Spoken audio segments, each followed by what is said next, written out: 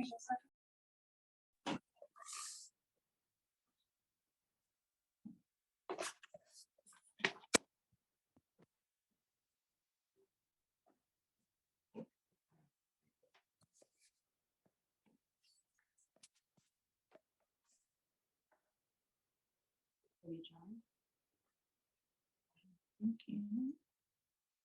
haven't put my mic on. This is anything. I don't want to say anything yet. Is that you? Oh, yeah.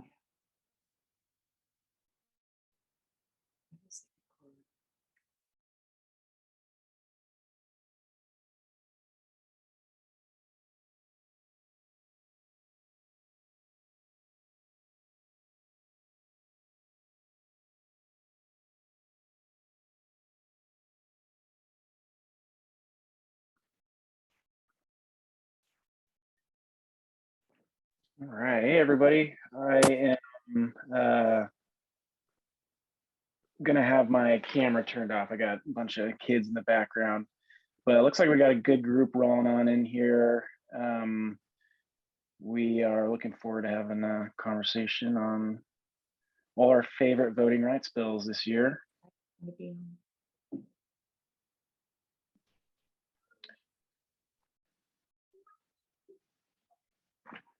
Give it one more minute before kick some things off here.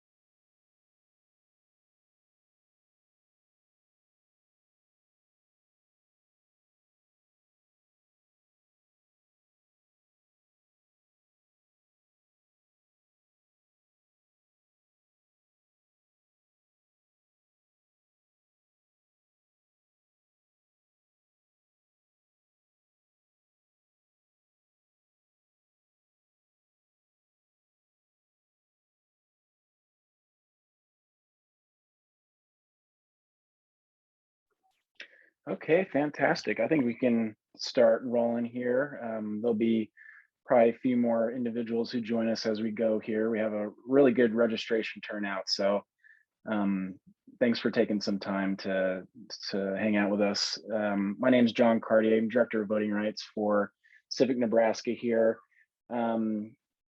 You're all here because you're voting rights advocates and do really important work for us. And today, Westin Miller, our Director of Public Policy at Civic Nebraska, is going to give us the rundown about, excuse me, some new bills that are introduced this session that we will definitely want to be looking at, as well as going over the slate of legislation from last year. So without further ado, I'll hand this off to Westin. And Westin, I'm not sure whether you want to save questions for the end since it's a bigger group, but otherwise, you know, we can have questions rolling in the chat box as they come up. So thanks again, everybody, and Westin, you too, for putting this all together. Yeah, you bet. Thanks for having me, and thanks everybody for being here. This is an awesome group. It's really fun as we do this more and more. I start to recognize names of people who you're not just here, you actually care about this stuff. It's really cool to see familiar faces and familiar names involved in these conversations.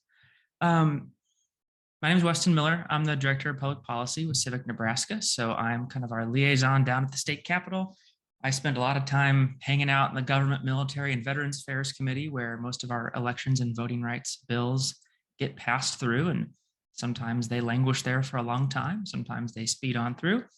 And I wanted to give you a quick update on some of the new bills that we have introduced this session. I'll do like a 30-second recap. I'm guessing most of you are familiar with the Nebraska unicameral and kind of our biennial session situation, but I'll give you a 30-second overview. So the Nebraska Legislature holds what's called biennium sessions. So that means one actual legislative convening is divided into two one-year sessions. So it's what we call a long session and a short session. The long session is 90 legislative days and the short session is 60 legislative days. And those two sessions get mushed together and maintain one consistent calendar. So We are in the middle of a short session, so the second half of a biennium, which means that senators had 10 days this session to introduce new legislation, but we also still have a possibility to work with all of the bills they introduced in 2021 in the long session. As I know most of you on this call know, this time has been particularly strange because we got interrupted by a special session on redistricting, not to mention a pandemic. So it is certainly not a normal time. Will there be a normal time again? Stay tuned. We'll find out. Regardless, a lot going on, a lot of legislation, a lot of activity. More than 20 elections and voting rights bills introduced in a short session, which is quite a lot. We've also got a couple resolutions that are pretty relevant. So my goal today is to take up a minimal amount of your time by talking, and then I would just love to answer any questions, discuss anything that's on your mind. I know several of you watch the legislature pretty consistently. Would love to hear your thoughts, talk about any of your concerns. Mike and Margaret made some slides, which was very kind of them. The question, though, is, am I supposed to be sharing them, or is someone else doing that as I go through? I sure can. Heather, I think you were on tech. Do you still have the slides handy for you?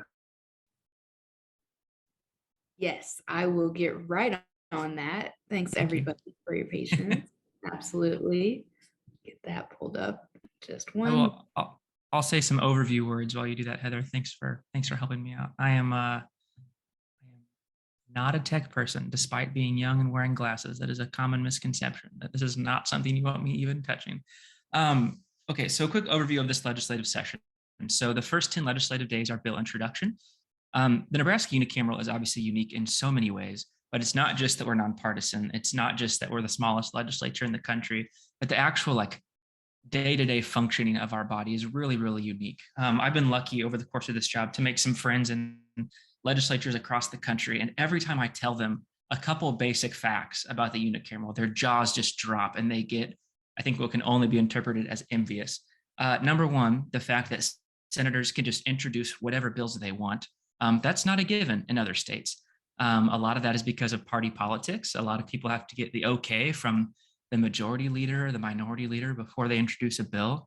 A lot of times in other states, you get in big trouble if you're on the health committee, but you introduced a voting rights bill. What are you doing? You're not on the government committee. That can be a big deal for a lot of legislatures. The second thing, thank you, Heather. The second thing is the fact that every bill gets a hearing. Very unusual in a lot of states. Usually hearings are reserved for bills that are, blessed by the speaker or blessed by the majority leader. But in Nebraska, senators can introduce whatever they want about any topic they want, and every bill gets a hearing. So that's really important for our biennium session. So we just finished bill introduction. We've got hundreds and hundreds of new bills, at least 25 of which are about elections and voting rights. And all of those are going to have a hearing in the next couple of weeks. So I want to give you a preview of what's coming. That way you can flag your priorities, ask any questions, and hopefully you can be prepared to engage or spread the word around hearing time. So with that, let me give you a quick overview of what we got going on. Voting rights team's got some great stuff in here. I'm sure you all have seen this before, but they put together some great materials for how to actually engage with your legislator. The rules have changed a bit, and I will definitely touch on that at the end. But in general, the committee process is still the same. So, your senator can be reached by phone, by email, by testifying in person, by scheduling a meeting, by pulling them off the floor of the legislature. Happy to talk about any of those methods towards the end, but John and Heather and Mike and Margaret are always phenomenal resources to actually engage with your senator if one of these issues lights a fire. Great example template here. All right, I believe this is structured where we're going to get the bad bills out of the way first, and we can talk about the happy stuff, which sounds good to me. So there are multiple bills that cause us some concern this year, although I will say fewer than usual. So we're just going to call that progress. That being said, there's a couple really harmful bills that are being introduced this session, and we will certainly be all over them and keep you posted as we go. Number one, and one of the first ones scheduled for a hearing, is LB 785. LB 785 was introduced by Senator Mike Groney. It's a bill that would restrict the amount of time that Nebraska voters have with their early ballot, and it would also create a limit on third-party collection. Now, that's a lot of buzzwords. I might spend a few extra seconds on this bill compared to others because I want to unpack the buzzwords whenever I can.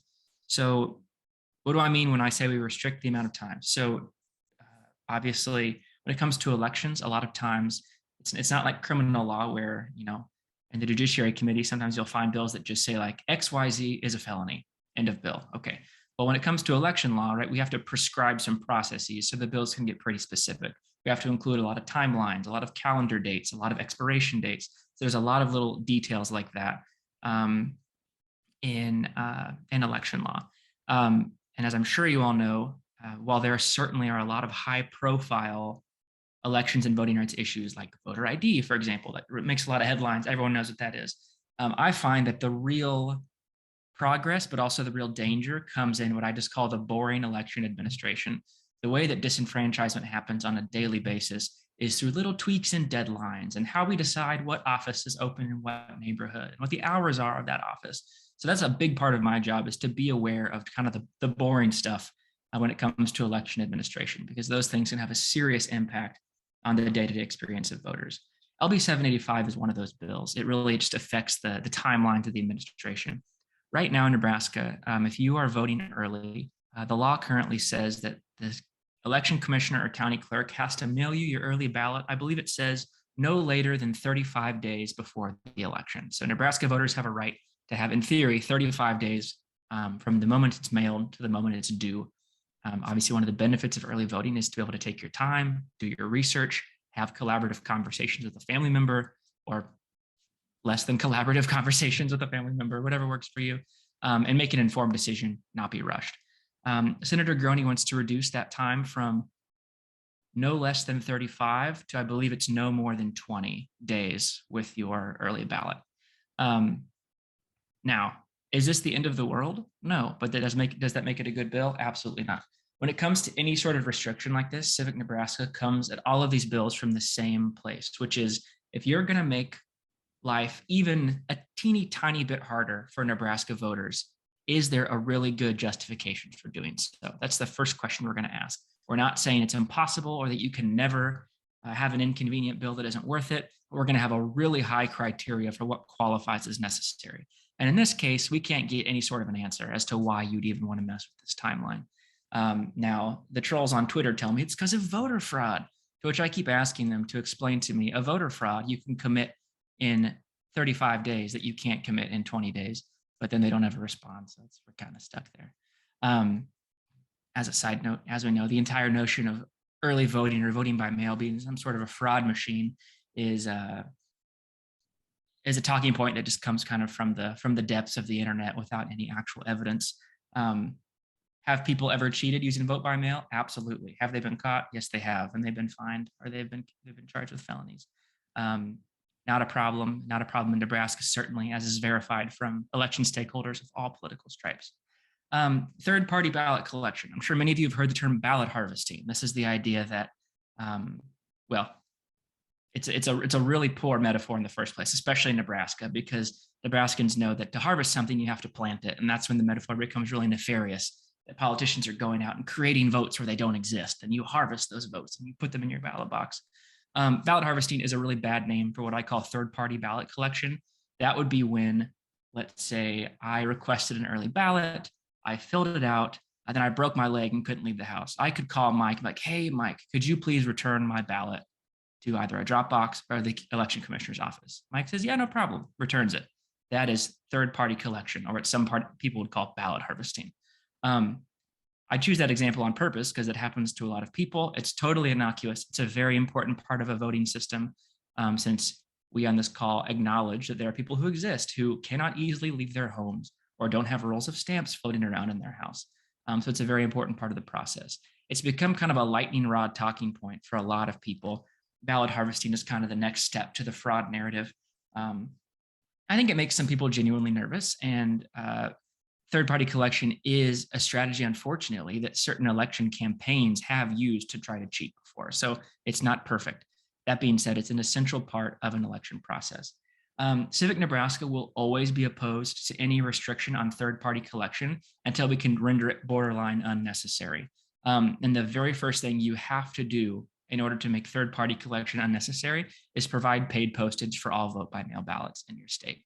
Until postage is paid, until you don't have to have a stamp in your house in case, I don't know, a pandemic strikes, it's just a non-starter for us.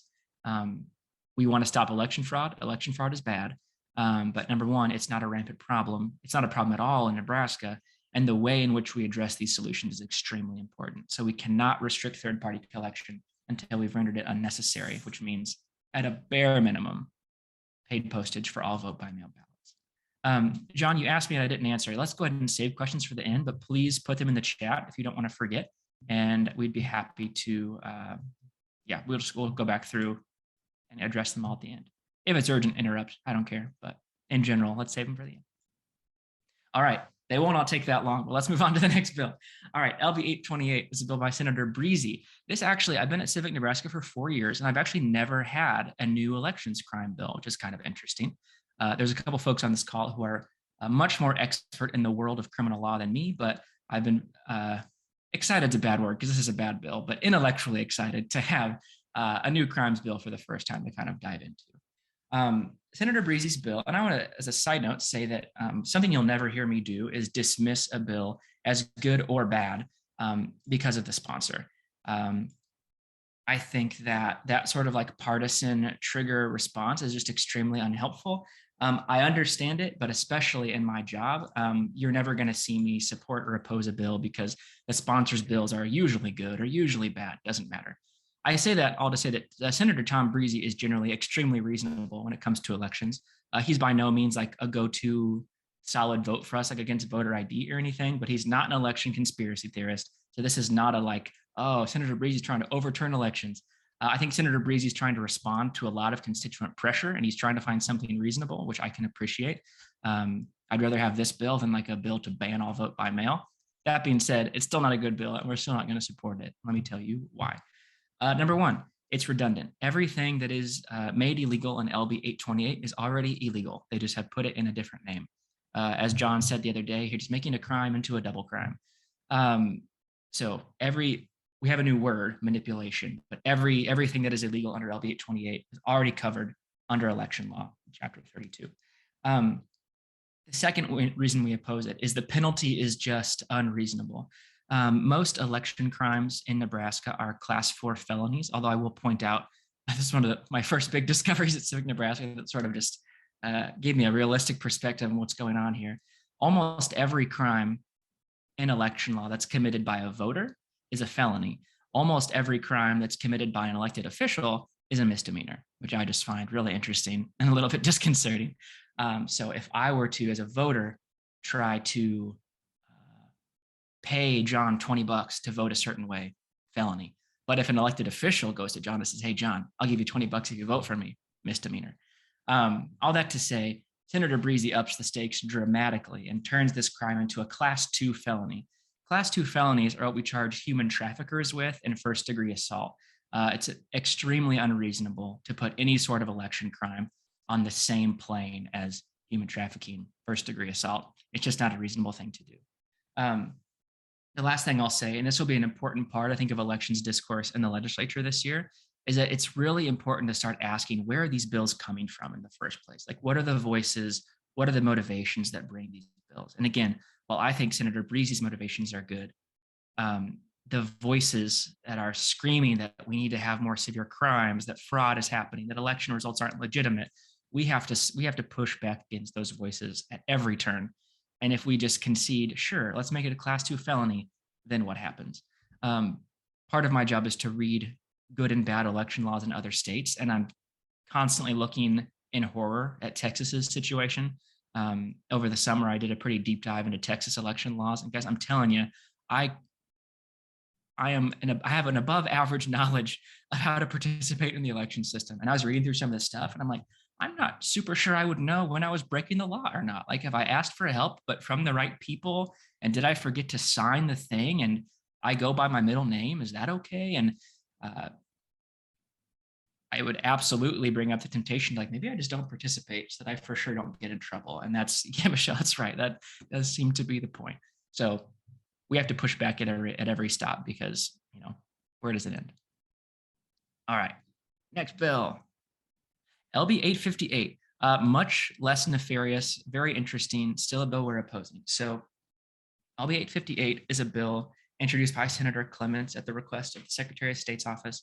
I shouldn't say that since this is recorded. I'm pretty sure it's at the request of the Secretary of State. Regardless, Senator Clements is bringing the bill. It's a bill that would restrict private money in elections. Now, this is probably something most of you haven't thought of before. It wasn't really an issue until very recently. So let me first say, it is extremely normal in all aspects of government for public-private partnerships to be created in which the state puts up some money in relationship with a private entity in order to create an infrastructure project, something like that. That's not a weird thing to do. Certainly on committees like the Transportation and Telecommunications Committee, like public-private partnerships are a constant part of the discourse. In 2020, when we had a bunch of unexpected expenses to run an election during COVID, there were several organizations that put up millions of dollars in grants across the country to help local election administrations pay for election expenses. Lancaster County applied for, I think, might have been almost $500,000 from the Center for Tech and Civic Life, which is a phenomenal organization that focuses on the role of technology and design in elections. It's funded by Mark Zuckerberg's foundation, and that is the source of consternation because people on both sides of the aisle are mad at Mark Zuckerberg now. And it's particularly, and I say this just factually, it seems to be particularly conservative voices who are really concerned that Zuckerberg money has gotten involved in elections. Because if we can't trust him to, run Facebook in a way that they see to be fair, then what is his money doing near the ballot box? I get the instinct. Mark Zuckerberg is not my favorite person on the planet, which means that I then ask the question, okay, what is this money used for? And this is money that is used for basic election administration expenses. We're not buying election equipment. We're not buying ballot counting machines with this money. We're buying masks. We're buying cleaning supplies. We're paying for extra early ballot applications in a pandemic. And I don't see how that's harmful. The reason we're going to oppose this bill, I'll tell you quickly how it's going to be framed and how we need to counter it. It's going to be framed as this. I'm guessing this is going to be similar to this as a very first line. I want you to imagine your least favorite political organization, and what they're going to do is they're going to ask the Democrats on the committee to think about the NRA, and they're going to ask the Republicans on the committee to think about Planned Parenthood. I want you to think about those organizations and imagine if their money was going towards running elections in Nebraska. How would you feel about that? We, of course, have to push back on that frame, one, because that's not what's happening. Two, as these election conspiracy theorists get louder, as they start to run for office, it is very important that we are mindful of some bad scenarios, hypothetical scenarios in the future. If I'm an election conspiracy theorist, if I want to either reduce trust or reduce participation in our elections, and I get elected to an office in which I at all control the financial situation of an election, one way that you can dramatically reduce turnout in an election without breaking the law is minimally funding the infrastructure, the staff, the supplies needed to successfully run an election. It would be against all sorts of laws to just not fund the election, but it is an extreme gray area as we fight over what does it mean to adequately fund an election. Well, we opened the polling places and we had one staffer at each place.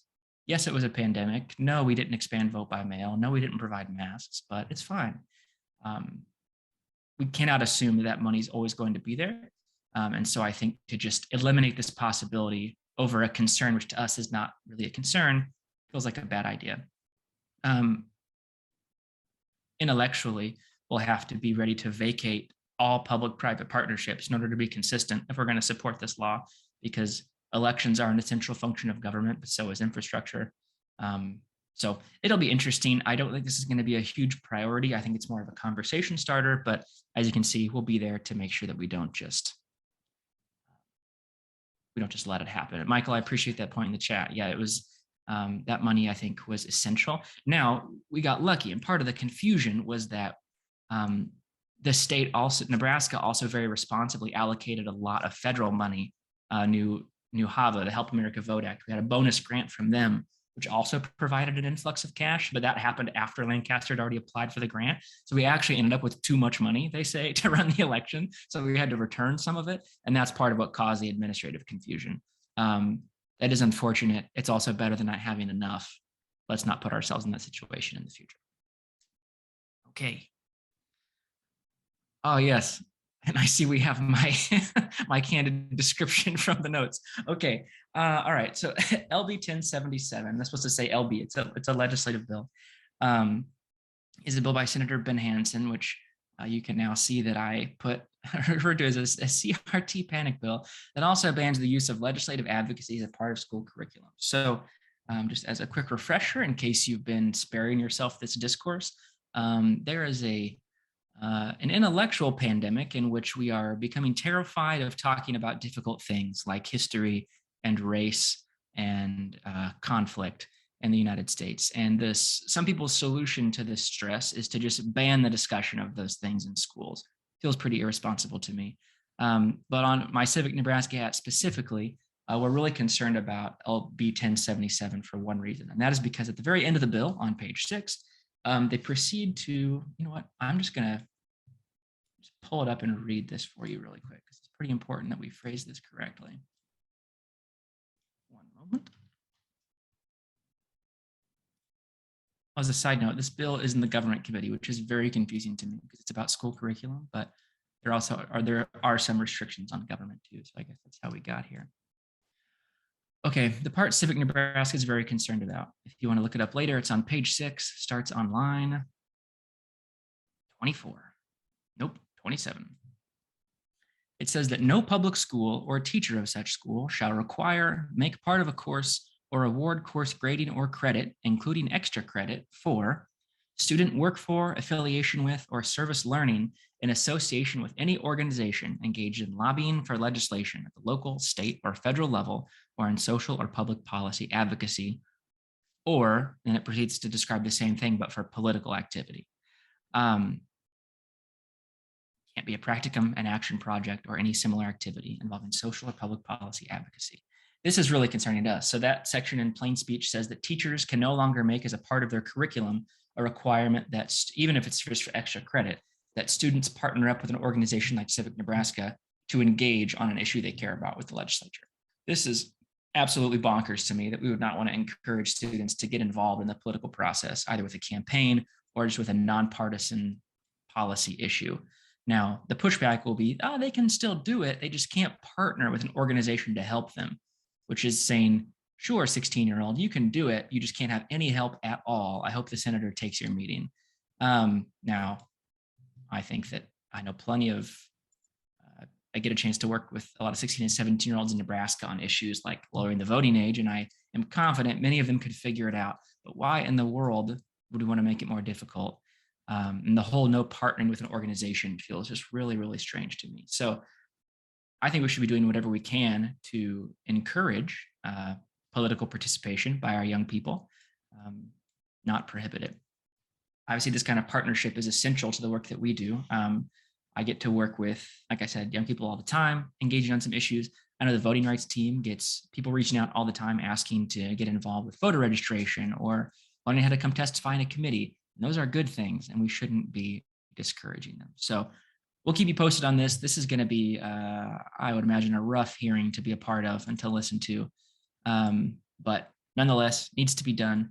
I think there's a lot of organizations fired up about this, as they should be. Michelle, it's really well stated. An educated electorate resists fascism. And it is documented proof that one of the steps in growing a tyrannical government is you increase apathy and you reduce engagement, particularly by young people, especially by young people who you think might not do exactly what you want them to do. So again, part of my job is to assume good intentions, but that doesn't make the bill any better. All right, LB 1123. Now we're going back to the boring administration, but this is a huge deal as well. LB 1123 is a bill by Senator Erdman. Yes. And it would disallow the counting of any ballots before the close of polls on election day. So how this works right now is that your early ballot, so if you vote early, your ballot can be collected, verified, and sorted ahead of election day. And it's not until I should have looked up this timeline before. It's not until very soon before, it's either the morning of election day or like the night before, that they can't start actually counting your ballots. So that's why if you ever nervously followed election results, the early ballots always come in first, because we get to count them immediately, not upon arrival, but upon the triggering of this timeline. And then we count in-person votes throughout the day as they come. That's the only way we're able to get election night results ever. Now, I'll tell you the narrative that's coming here is that in many elections, including Senator Justin Wayne likes to talk about this. In his first election, he went to bed thinking that he lost, and he woke up realizing that he won because a couple of the very last ballots put him over the edge. That happened in our presidential election in a couple of places. And the reflex for some people, much like when you, I don't know if any of you watched the playoff game yesterday, but when you see like, when there's one of those close-ups and you should see if somebody's like caught the ball inbounds or out of bounds, everyone on the team who caught it is like, no, he's in, but everyone else is so sure that he was out, but we're looking at the exact same thing. We're kind of seeing this in election mode right now where people see results change and think, well, it must be cheating because now my guy lost. So I think to address that concern, we thought, what if we don't count any of the ballots until election day has concluded and then we start to count? This would be a logistical nightmare. Our poor election commissioners and county clerks, what a mess. They get so much heat as it is if they ever have to have anything other than final results, like the morning after election day. We are going to be waiting days even to know the results of legislative elections if we can't start counting ballots until after the polls are closed. There is no meaningful policy benefit to this. It's a logistical nightmare. I hope that the county clerks will join us in opposing this. I imagine that they will, because this would be a really bad day for them. And unfortunately, how this goes, and again, intentions aside, what's going to happen if this bill passes is election results start to get delayed. Delayed election results erode public trust in elections. We know this to be true. And so then the longer election results get delayed, we say, well, wait a minute, what's going on? Are they messing with ballots? Are they cheating? Are they throwing ballots away? I saw a picture of a van outside the building. What does that mean? And the public trust continues to erode. It's a lose-lose all around. So we'll certainly be opposing this bill. Let me just answer Cindy's question since we're on here. She said, can ballots still be cured under LB 1123? The answer to your question is yes. And that's because, and this genuinely is a fact, I don't want to sound condescending saying this, but this is a fact that I feel like the introducers of this bill actually might not know. And it's a really important question. We could still have an early ballot curing process. And for those who don't know, curing is when you try to vote early, but your ballot isn't counted for some reason. It could be because you forgot to sign the envelope. It could be because you put two ballots in the same envelope to try to save postage, but you can't actually do that. Maybe you misspelled your name. I don't know. When that happens, the election commissioner can reach out to you and say, hey, Spike, guess what? You forgot to sign your envelope. Let's figure that out. And the result of figuring that out and then therefore voting is called ballot curing. We love that. We want to make it better. Ballot curing can still happen because verifying your ballot is a separate process from actually counting your vote. So for many, many days before the election, we'll be receiving early ballots, opening them from the envelopes, verifying your signature, and then we stash them away for counting. That's the point where we separate them from the envelopes, and when we count the actual ballot, we won't have any idea whose ballot it is. The counting itself doesn't start until, again, I'm sorry for forgetting this, either early morning election day or the night before. So yes, that curing process can still happen because that's all about making sure you're verified so that your vote can be counted on election day. Great question. All right, yes, and Marianne makes a great point in the chat. Sorry for the typos there, that these are all LBs, not LRs. We'll get to some LRs at the end. Here we go. We're back to LBs now. All right. LB 1181. This might be the last bad legislative bill here. I really thought we wouldn't have a voter ID bill because of the petition going on, but we kind of do. It's kind of a light voter ID bill. It still was introduced by Senator Groney. It would require a photo ID when you register to vote by mail every time. Nebraska has some more generous rules right now to say, like, look, if you voted before in Nebraska, we're not going to make you do this. So it creates a lot of new identification hurdles in the registration and the voting process. But the part that is the most confusing to me is it's going to create literally a new physical component to our early voting envelope. So the way the statute reads is that we're going to have those big yellow envelopes that your ballot comes in, but we're now going to have to buy new ones in which we create a separate pocket. And I believe it's on the outside of the ballot. And on the outside of that ballot is a pocket with a sealable lid. And that's where you'll put a photocopy of the identification that you need in order to register to vote. This is absurdly burdensome on our county officials. It's going to be really expensive and also doesn't do anything.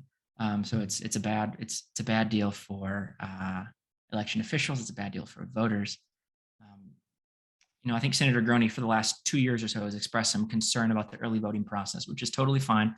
We are always open to ways to improve it. We've offered some very real suggestions that we're working with our election stakeholders on, but this is neither a problem nor a solution that has any real benefits for us. So this is going to be a no from us. All right, now we're on to the actual LRs. As a reminder, LB stands for legislative bill. LR stands for legislative resolution. Legislative resolutions can be things like congratulate the Gretna football team on winning state. But if you see a CA at the end, that means it's a proposed constitutional amendment. So if the legislature were to pass, for example, LR 282CA, that will then put a new proposed constitutional amendment on every statewide ballot, I guess, in November of 2022. LR 282CA makes us very sad, and we're going to oppose it. LR 282CA would make the legislature partisan. It would elect all members of the legislature on a partisan ballot. Now, Senator Slama, who's the introducer, has already been very adamant, and she's criticized a few critics, responded to some critics she's accused them of mischaracterizing her because she said, we're not making the legislature partisan. We're just electing them on a partisan ballot. This doesn't create a majority leader, a minority leader, or caucuses or anything like that. I think it is extremely reasonable to assume that that will happen very soon after we start to elect the legislature on a partisan ballot. So she is correct that her amendment does not do that, but it pretty much does. I'm sure someone on our team has talked to ad nauseum before about the values of a nonpartisan unicameral. We at Civic Nebraska are huge fans of nonpartisan elections. I would say pretty much every possible turn. I can't think of an exception where we'd rather have a partisan ballot. So to make the legislature partisan is just extremely sad for a number of reasons, but just one of the silly ones to get out there is like, this truly does give Nebraska this puts us on the map with a lot of other lawmakers, a lot of other election officials, because the Nebraska model truly is unique. The legislature is considered to be significantly healthier and more cooperative than a lot of other state legislatures. And there is just simply no discounting the role that the nonpartisan ballot plays in making that the case. So, okay, I'm going to pause there, take a breath. Those are the bad bills. I'll tell you, almost all these bills are going to the Government, Military, and Veterans Affairs Committee. The exceptions being the new election crime bill will go to Judiciary. So that'll be my first time testifying in Judiciary. How exciting. And then we've got a couple going to the Exec Board. Any rule that's about the legislature itself, such as that last legislative resolution, goes to the Exec Board.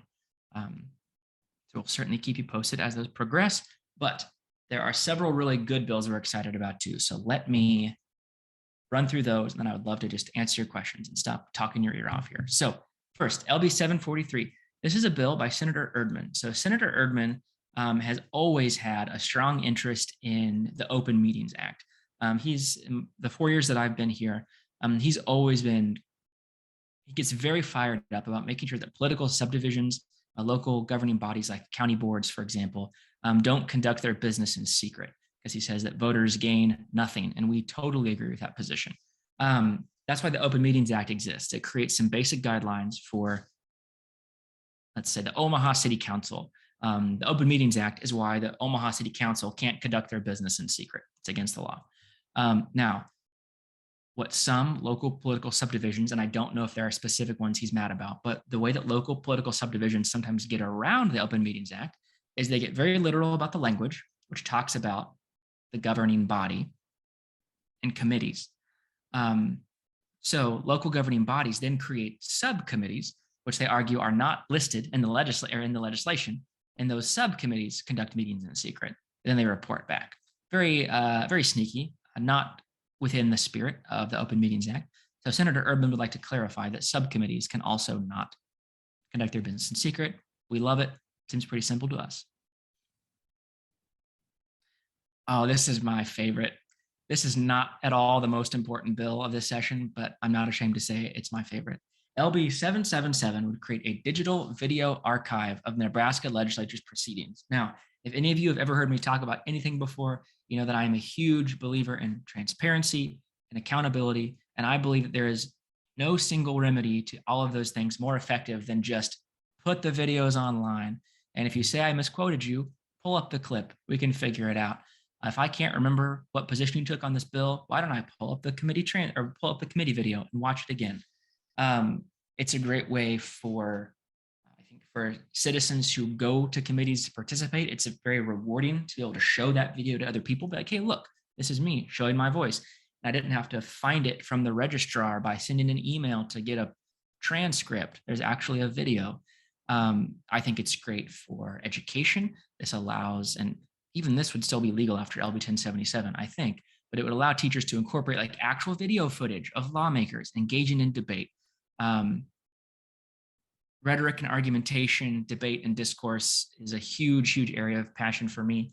Obviously, it's part of my job, but also just as a person, I care about it a lot. And I do some presentations on an argument in real life, how adults who aren't, you know, on the debate team in high school can actually can engage in civil discourse, can engage in tough conversations with each other. And I use all these examples of like high profile national figures. I would love to be able to use Nebraska legislators as those examples, make it a little more close to home. So if I'm giving a presentation in District 7 or District 9 or District 8, like, hey, look how good your senator is at this. Like, that'd be really cool. So anyway, I'm hoping this will be a slam dunk. Senator Geist introduced this bill a long time ago, but I think we kind of ran out of time for it. So I hope this can get done. Very exciting. LB 794, this is a bill by Senator McCollister, very straightforward. It would elect the state treasurer and the auditor of public accounts on a nonpartisan ballot. We love it for the reasons I just stated earlier. We love nonpartisan elections. I think it's very smart to start with these two. Those are kind of the two most intuitive, like, well, of course, that office shouldn't be partisan, like the treasurer, the auditor. Like, in theory, those should be the most objective office holders of them all. So why the heck not? I should say, just in the sake of fairness, the pushback to all of these is always that not putting political designations on a ballot is an act of deception, and you're withholding important information from a voter. I totally understand that argument. To me, it's just outweighed by the value of what if we just actually voted for the best candidate? That reflex of R punch, the punch is so strong. And what business does that impulse have on, you know, the state treasurer's election? LB 814, racial impact statements. So some of you might be familiar with this before. This is an issue we've engaged in for many years. In the past, this was Senator Vargas's work, and he always introduced it as a rule change or a change to the rules of the Nebraska Legislature.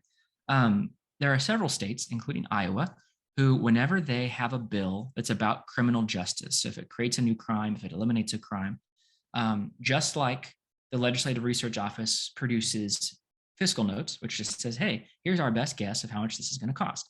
They also produce, for criminal justice bills, racial impact statements. And this is the idea to say, like, hey, you're creating a new crime based on what we know about this crime and the population of our prisons, a bunch of other information. Here's our best guess of the impact that's going to have on the prison population, broken down by demographic and various demographic information, especially race.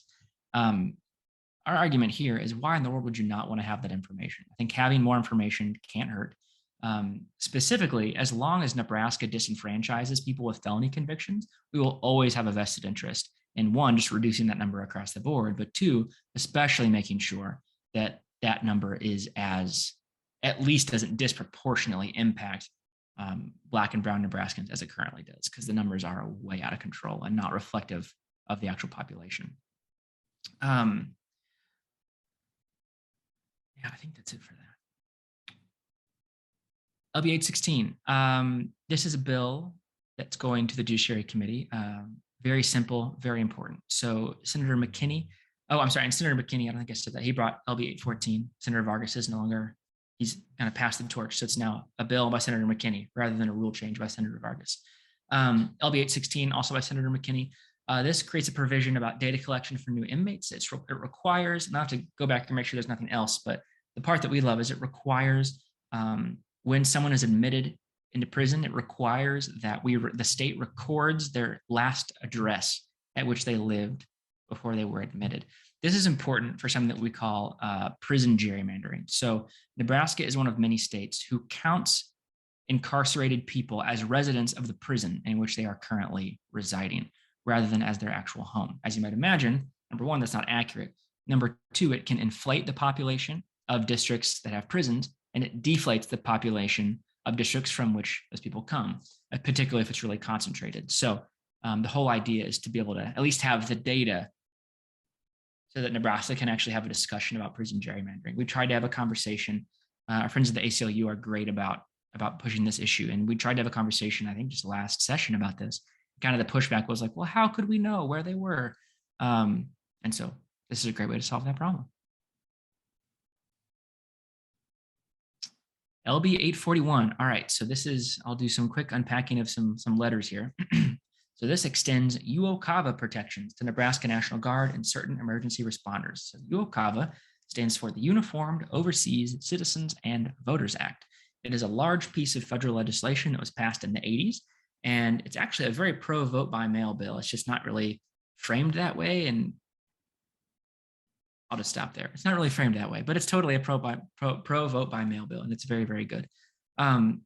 UOCAVA is a set of legislation that was originally targeted to deployed service members, and it recognizes the logistical challenges of voting that would come with being deployed overseas.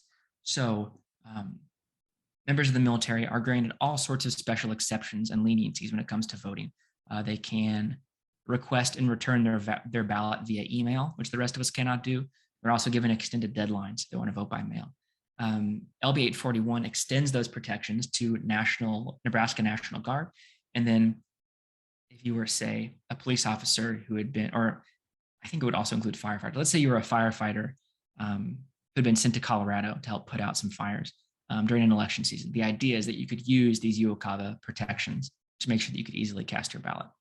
So we love it. It'll be up for a hearing on February 2nd. Should be very, very easy.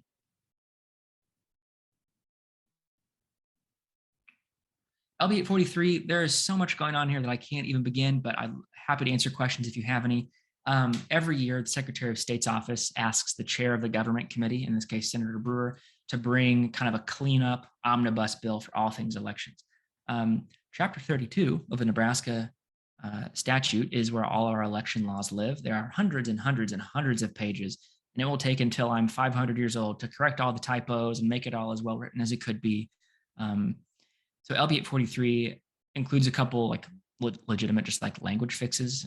A bill, I'm actually, this might have been my typo. There's in one of the bills where we accidentally said poll worker and we said poll watcher. Got to fix that kind of stuff so it's not confusing. But it also includes some more substantial, really important changes. There are bills to, gosh, where do I even begin? There are bills to improve the anonymity for people who are on the voter roll but are anonymized because they're either in witness protection or a victim of domestic violence. There's some cleanup language in there that's very important. We are cleaning up a really messy situation we had in 2020 where some out-of-state groups were mailing, and I'm sure their intentions were good. They were mailing in voter registrations in very official looking envelopes, and it really confused a lot of voters. I got some and they convinced me that I wasn't registered to the point that I called the Douglas County Election Commissioner to make sure. We're trying to make sure that confusion is a little more difficult, or at least, I guess, a little more clear, create some basic boundaries. We're going to establish some protections for drop boxes, make sure that drop boxes are protected against electioneering, just like polling places. There's like 25 other things this bill does. If there's anything specific you want to talk about, I'd be happy to. We're in conversation with Secretary of State's office to have an amendment to make it a little bit clearer, a little bit better. But nonetheless, this is a bill that we support, especially if we can get it amended to alleviate some of our very basic concerns. This could be a good one. Again, the good, boring stuff. I'm all about it. All right, LB 844 by Senator McCollister. This is very simple. So if there's ever a vacancy in the legislature because somebody quits or gets elected to Congress, the governor fills that vacancy. Fine, not messing with that. Senator McCollister is just trying to add a little bit more transparency to this process to say, hey, the governor needs to publish, because you have to apply to be, I should say, that you have to apply to be appointed by the governor. You can't just randomly pick someone. But that list is not public, and Senator McCollister would like it that the list of applicants to at least be public, just as an added layer of transparency. I think that's great. I think it doesn't hurt anything. Just one more piece of information that does not belong only to political insiders. And I think that's great.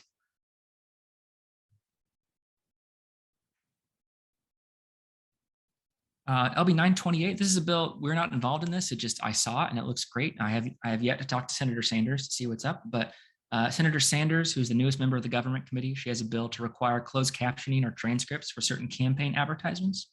Seems very simple, great accessibility. I honestly didn't know that wasn't already a rule. So very glad to see it. I'll be sure to learn a little bit more before we engage, but it seems like an easy thing to support.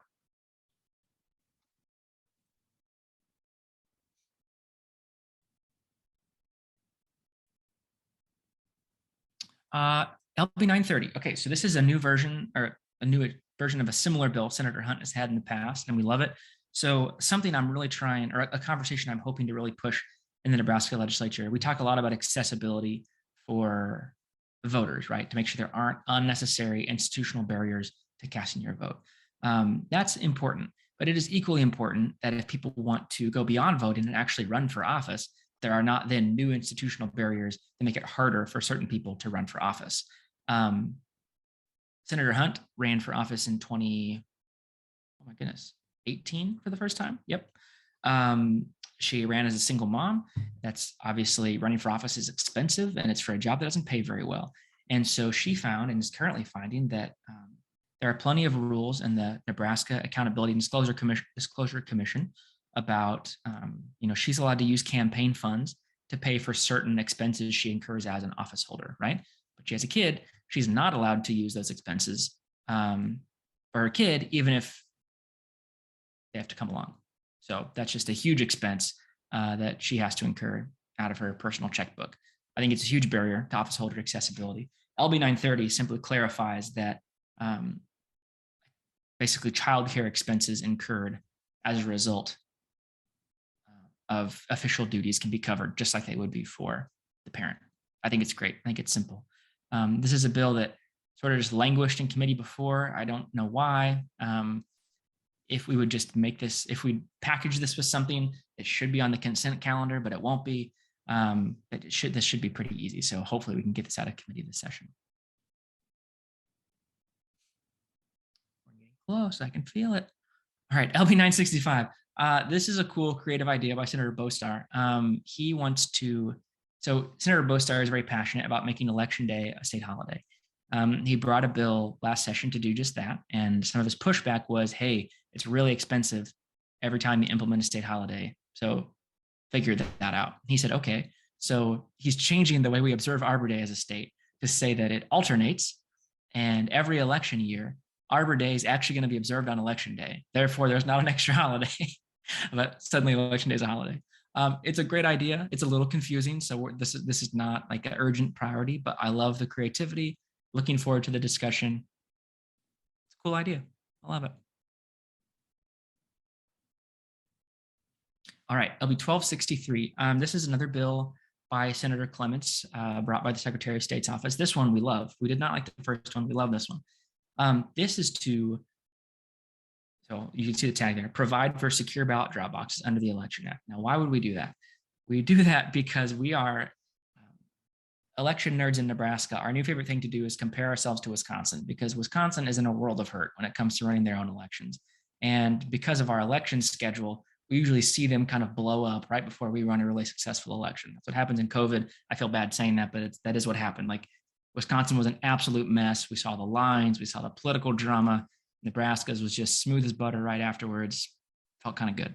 I'd like them all to be as good as ours, but nonetheless, we take the affirmation where we can get it. Unfortunately, Wisconsin voters just got dealt another huge blow very recently. As a response to COVID, though, they did establish a bunch of secure ballot drop boxes throughout the state. And a judge recently ruled they have to get rid of all of them like yesterday because they're not actually codified anywhere in state law. Therefore, they didn't have the authority to put them up in the first place, which means they're not legitimate places to put your ballot. Ouch.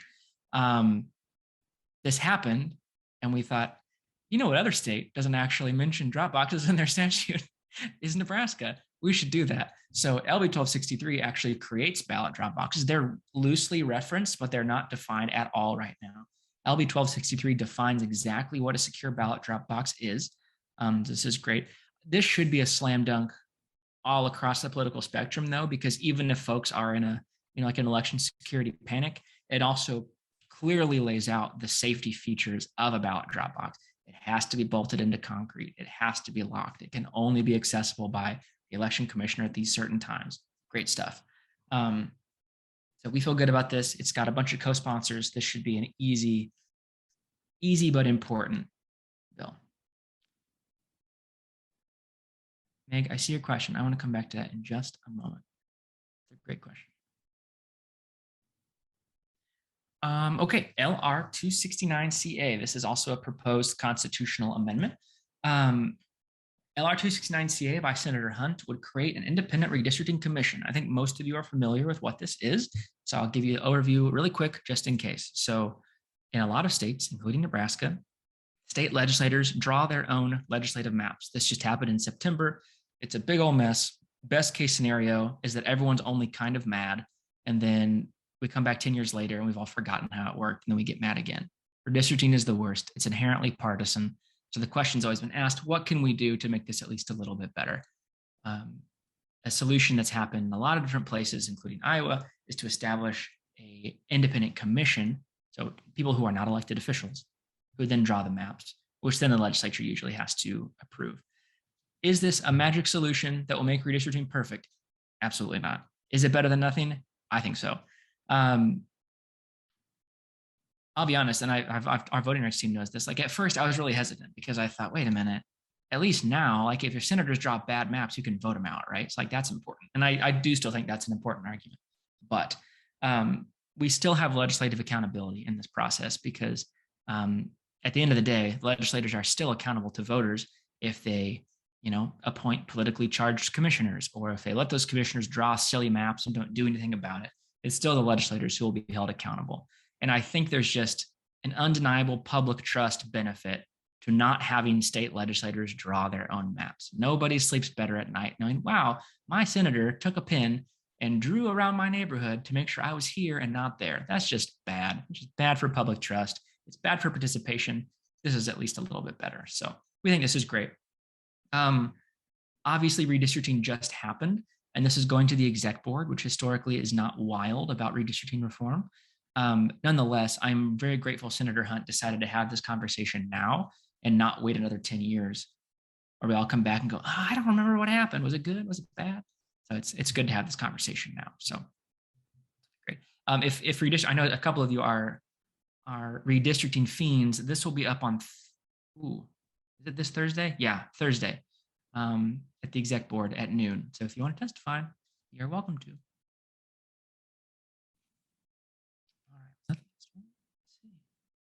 It was, wow. Okay, thank you for listening to me blabber on about all of these bills. If you need help drafting testimony or an email or a letter to the editor or scripting a phone call, I sometimes script phone calls, I get nervous. We would love to help you with that kind of stuff. Mike and Margaret are, of course, your go-tos. They are great at bringing people into this process, and they will help you or connect you with somebody on our team. And this is what we do. It's our job, but I think we all like it quite a bit. So we're always happy to help with this kind of stuff. We're really grateful that you all are just willing to learn about these things and be engaged, because I cannot overemphasize how much, like, even if I am like performing at my very best, it really doesn't matter if senators aren't hearing from their constituents about issues that are important to them. Like, I can have the best argument and give the most persuasive testimony, and if they're not hearing from anybody in their district, they don't care. So your all's input and engagement on this is extremely, extremely important. What I might do now it's okay with John and Mike and Margaret and Heather, I might just kind of go back through this chat because we had a couple points that are great I want to address. Then we'll just open it up for Q&A after that. Is that all right with everybody? I'm just gonna. Sounds good. Thanks, Weston. You betcha. So I have a great question from Meg. I just want to make sure I answer it correctly here. So Meg says, we're talking about the Dropboxes bill. She says, doesn't the definition potentially harm access because doesn't it need to be checked every 24 hours? Let's look. Okay. So we have security measures. As a reminder, I think most of you know this. Let me put a link in the chat just in case here though. If you just go to Nebraska Legislature, click on that link. In the upper right-hand corner, there's a tab that says search current bills. And you can put in, make sure you get your LB or LR correct. So don't use our slideshow, but you gotta have LB or LR bill number. There's a tab at the end for A, which is appropriations bill, or CA, which is a constitutional amendment. And you can pull up all the bills introduced this session. I use this every single day. I always know when session is in because, you know, when you get like your auto suggestions in Google during the legislative session, if I type in NE, Nebraska Legislature comes up before Netflix. So I know it's really time to get to work. In the summertime, Netflix goes back to the first one, but we are definitely NE is Nebraska Legislature right now. So for example, I just typed in LB 1263. It takes me to a description of the bill. I click on introduce text copy. So I'm looking at the exact bill senators will be debating. Meg had a question about how often it's checked. So I can use my other best friend, which is just Control F, type in the numbers 24. Let's see what comes up. Line number 24. Nope. Let's spell it. 20. That's not there either. Okay. Search the word check. Nope. Now we speed read. Okay, so here, this is useful. So when I'm reading bills, when I'm doing my job here to make sure if a bill is good or bad or not, of course, I look at the one-line description. Those can very often be deceiving. I will sometimes miss both good and bad bills because they don't seem election related at first. So then you open up the bill and just look for basic things. So legislative bills are divided into sections. Each section ideally is kind of an independent thought. And it kind of allows you to summarize them really quickly. So we're looking at a 3-page bill, but I can tell you right now, LB 1263 defines a Dropbox, makes sure they're ADA compliant, requires the counties to notify people where they are. Good, good. Some rules about when they're opened.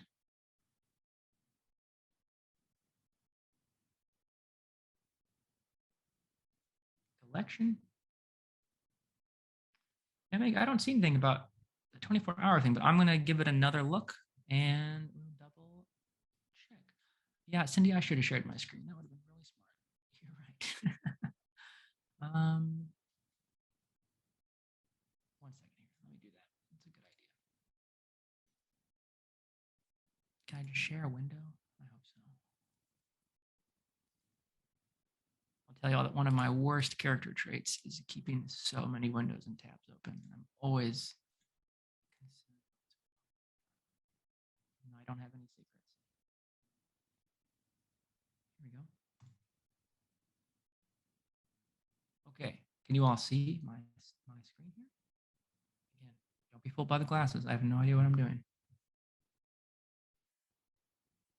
Somebody tell me if they can see. Yep, looks good. Awesome, thank you. All right, we'll go backtrack. Okay, Nebraska Legislature. Hopefully you can see my mouse too, I don't know. We have our column, LB, LR. I typed in LB 1263. Search. So it gives us the introducer.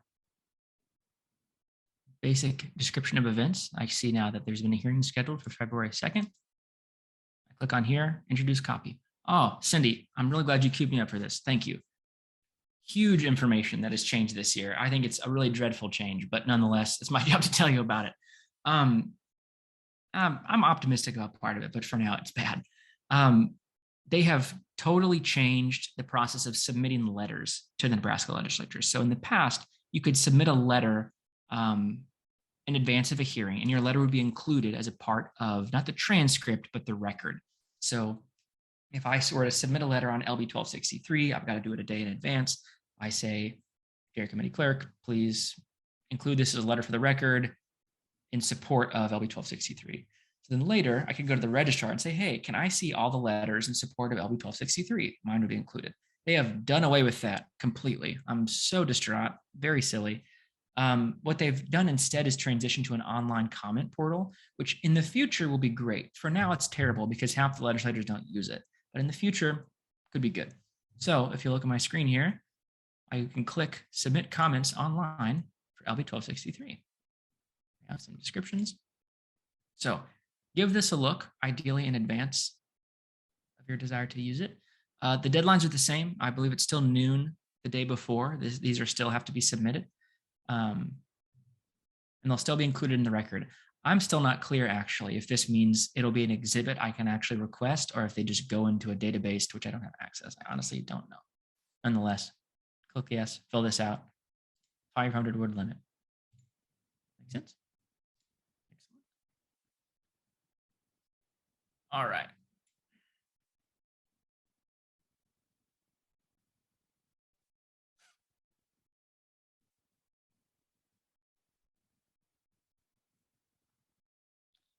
Okay, I'm looking at some. Oh no, Meg, you're good. I'm glad you brought this up. It looks like John found some language. After a secure ballot drop box is made available, the election commissioner or county clerk shall ensure that ballots deposited in each such secure ballot drop box are collected and returned to the office of the election commissioner or county clerk at least once during each business day. I think that's a good thing. Unless I'm missing something obvious. I don't know. We'll find out. I'm confident. I love the county clerks in Nebraska. I'm confident that if we're about to do something bad for rural county clerks, we will find out soon, which is great news, and we can adjust accordingly. Oh, Kendall, thank you. Kendall says he checked earlier today and comments submitted online will be included as exhibits. That is great news. I'm so glad you checked. Thanks for sharing that. Spike says he's not as optimistic about 1263. This is a good point. Okay, so Senator Clements, and this is just a fact worth knowing. Senator Clements is the only senator in Nebraska who joined that absurd national list of like audit the elections kind of a thing, which is really unfortunate. That's part of the reason I'll tell you that I like 1263 is because 1263 is like it is essential to make sure that we don't get hosed by a judge like Wisconsin voters did. And I think it is beneficial. It's beneficial for kind of the security that obviously we care about election security, but this is not like we don't think we're in a security crisis currently. Some people do. This is good for the security folks because it does genuinely provide basic regulations. So yeah, you can't put out a cardboard box that anybody could pick up and call it a drop box. Great. So I really think this is a win-win. But Spike, you're right that I think some cautious optimism is certainly warranted with all of these things. My teammates will tell you that's why I'm really glad that I get to work on a team because I have this really terrible reflex where I just like trust people when they say stuff, which means I might be in the wrong industry, but my default is always like, oh, I'm sure they mean well. And oftentimes that's not true. But in this case, I do know, number one, Senator Clements did not write this bill, which makes me feel better. Number two, is, I think that having talked to the folks who did write it, like the Wisconsin problem is really one worth solving. I think this is how we do it. Okay, I'm gonna jump to the top here because I keep getting my chat brought back to the end. Let's see. We've got Reefer Madness and Fascism. I like this group. Oh, Cindy has an interesting point. We're talking about making the legislature partisan. And she says it also disenfranchises nonpartisan voters in primaries for electing their legislators. So this is a weird one. And again, one of the reasons why I wish we'd just elect everyone nonpartisan. The nonpartisan ballots in Nebraska are interesting because parties to an extent set their rules about who can and can't participate in their primaries, right? So when you go on election day, you can ask for the nonpartisan ballot, which is its own thing, You can ask for the Republican ballot or the Democratic ballot, as long as you're registered as a Republican or Democrat, or you can ask for the Republican nonpartisan ballot or the Democratic nonpartisan ballot. It's very confusing. It's not ideal. If you are a nonpartisan and you get the Democratic nonpartisan ballot, it's actually the exact same as the Democratic ballot. You can vote for every office. If you get the Republican ballot, it is not the same. There's a lot of offices left off. Now, every nonpartisan voter right now gets to vote for the legislature. But Cindy, you bring up a great point. How will that work post-partisan election? I don't know. It would require certainly another piece of legislation to fix it, which, yeah, just another reason to avoid in the first place. And Cindy, my only feedback on LB 777 is it would be so cool. It's so useful. But truly, like educators, legislators, the media, it's this, don't tell Senator Brewer because this will not be motivating to him, but like truly think of just like the social sharing potential. Like I'm studying this comment from Senator Hunt. She said, think of the GIF possibilities with the videos of the legislature, which sounds silly, but truly, like, we cannot express a goal of like getting people involved, especially young people involved in the political process, and not make any effort to make it fun or accessible. And video is a baseline place to start. Like, at least when I want to encourage someone to read or to learn to read up on the committee history of felony disenfranchisement laws, please, at least let's not make them read a committee transcript from like 1998. Let's at least have a video recording where they can see actual people saying actual words. I think it's a great place to start. Okay. Boxes. Awesome. Thank you all for clarifying the exhibit situation.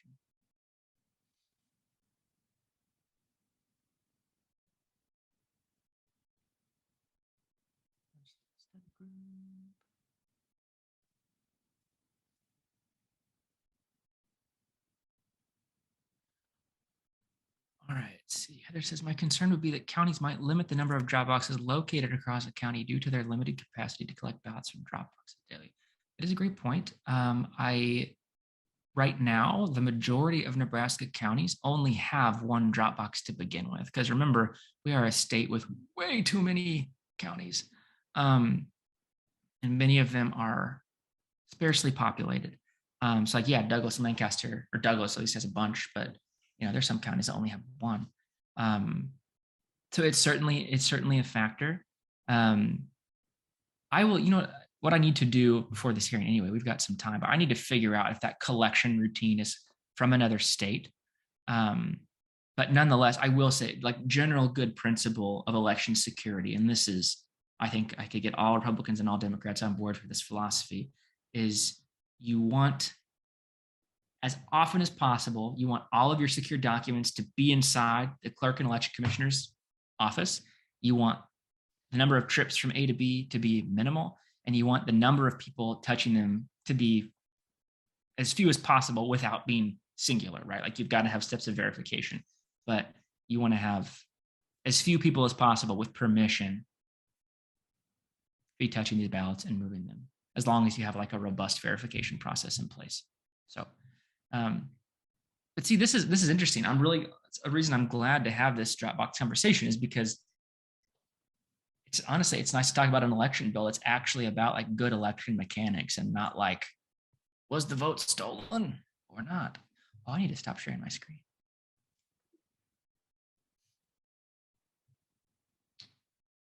Spike says, does 1263 require counties to have drop boxes? Because all the requirements you mentioned might mean that counties won't have them. Good question, Spike. That was established in LB 1055 from last session. Required that all counties have at least one secure drop box. So, I suppose I exaggerate a bit with the Wisconsin thing. We did have one law that mentions drop boxes. Our concern was that there was no definition at all of what that meant. It just said that you had to have one. So every county has to have at least one drop box. But it is also clear in statute they can have more if they want.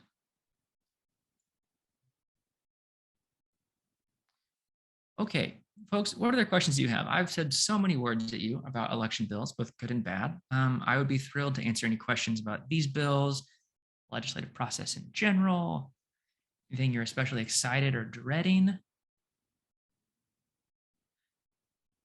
Yes, Pam, great question. Could you tell me where things stand with LB 76?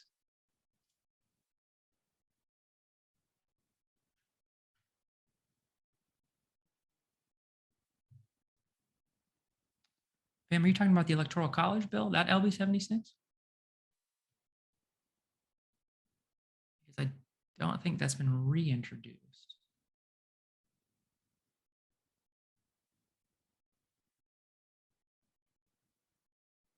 Let me know, Pam, and I'll try to clarify. In the meantime, let me tell you some very exciting news I should have led with. What the heck? Great news today from the Nebraska Legislature. So my favorite bill on the whole voting rights front from last session is LB 158. It's a bill by Senator Wayne that would, 10-second overview, Nebraska's archaic felony disenfranchisement laws. If you're convicted of a felony, you lose your right to vote immediately. You cannot vote while you're in prison, while you're on probation, parole, supervised release, whatever. You got to be completely off paper. And then you have to wait 2 more years for no real reason. And then you can re-register to vote. Senator Wayne's been trying since 2017 to at least eliminate that 2-year waiting period. It passed in 2017.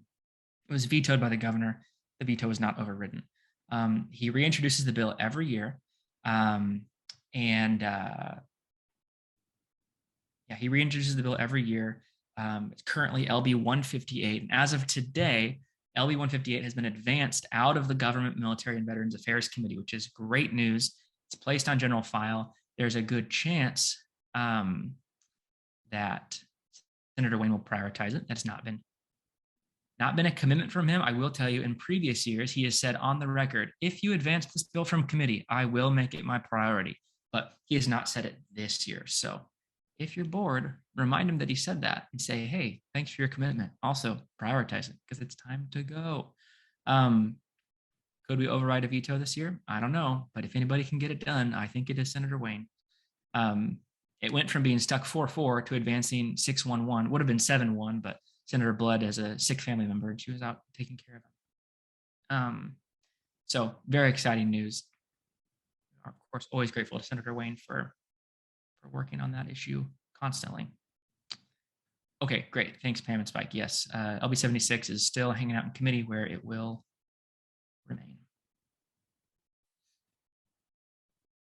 Oh, Lori, great point about the bill tracker. Let me share my screen one more time. This is a great tool. Thanks, Lori.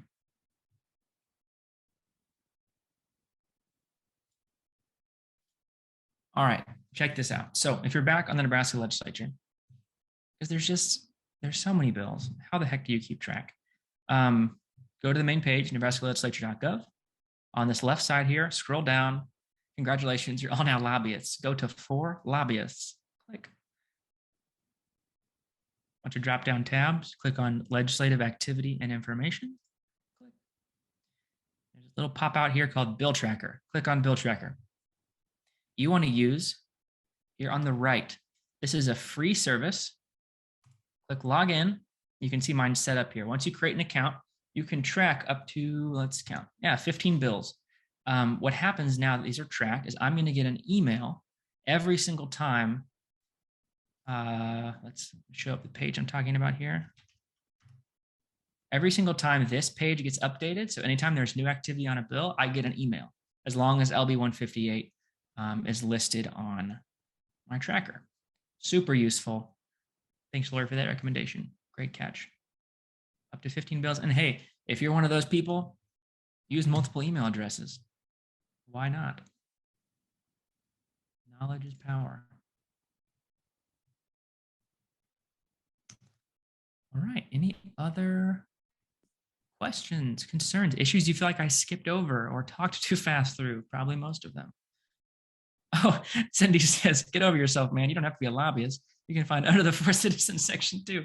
I actually didn't know that. Thank you. Good. I stopped identifying as a lobbyist. I technically am, like I have to fill out a lobbyist registration, but I tell you what.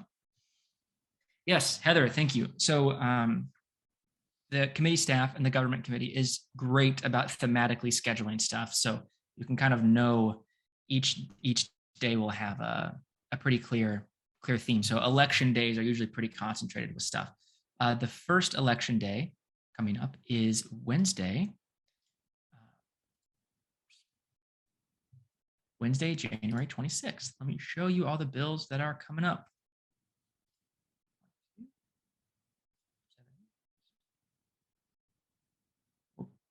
All right.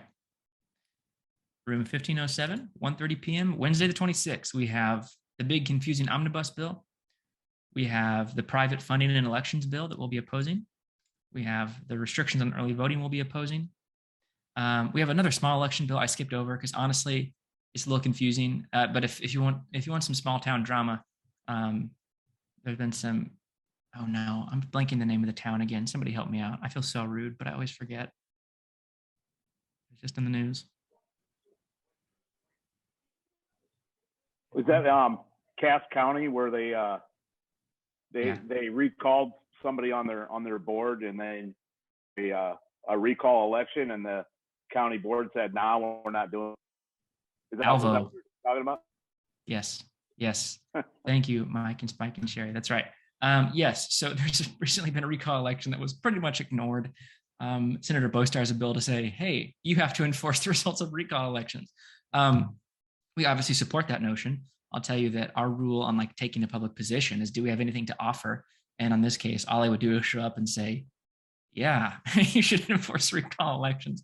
I know there's a lot of moving parts to that I don't understand. And frankly, I think I will let some other experts take the lead on this one, and that is okay. Lori asks, any chance of getting your bill list, showing your position? Sorry if you already talked about this. I was a few minutes late joining this meeting. Yes, Lori, we'll definitely do that. We sent out, I think there's an email headed your way about this Wednesday hearing and the positions that we're taking, but we'll definitely create a document that kind of shows our whole slate. So you can have that. Absolutely. Good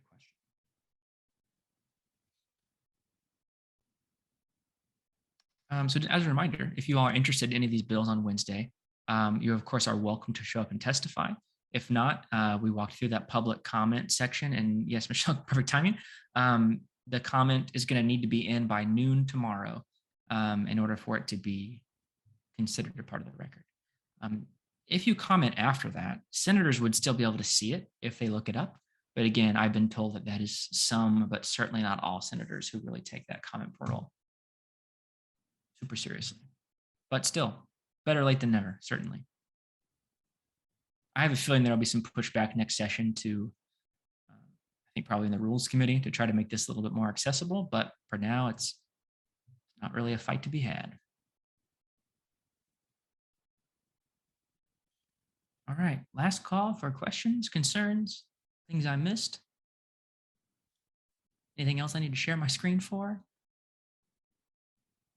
Thanks, everybody. I really do appreciate you taking an interest in this. I feel like all of us, I know, especially now, can feel like we're in a bit of an echo chamber, but you know, this stuff is important. All of these bills, from the make the legislature partisan down to the super technical, boring stuff, like there is no such thing as a small election bill anymore. So we will certainly be taking the small stuff just as seriously. We'll be keeping you informed, keeping you posted. And always, if you have questions or concerns, give us a shout. This is what we do. So we are always happy to help. Awesome. Thank you so much, Westin, for your presentation and all your great work here. And yeah, be on the lookout, everyone. We'll be sending out email blasts that will have all these policy positions listed and our course of action. And one other thing, if you want someone or know someone's interested in becoming a voting rights advocate, please send them our way. We love to continue building our list around the state. And yeah, I hope everyone has a good night. One note, I'll follow up with one of the bigger counties election commissioners to see how much of a burden it would be for that secure Dropbox for 1263. But those are all great questions. So appreciate everyone's time, and we will see you later. Awesome. Thanks, everyone.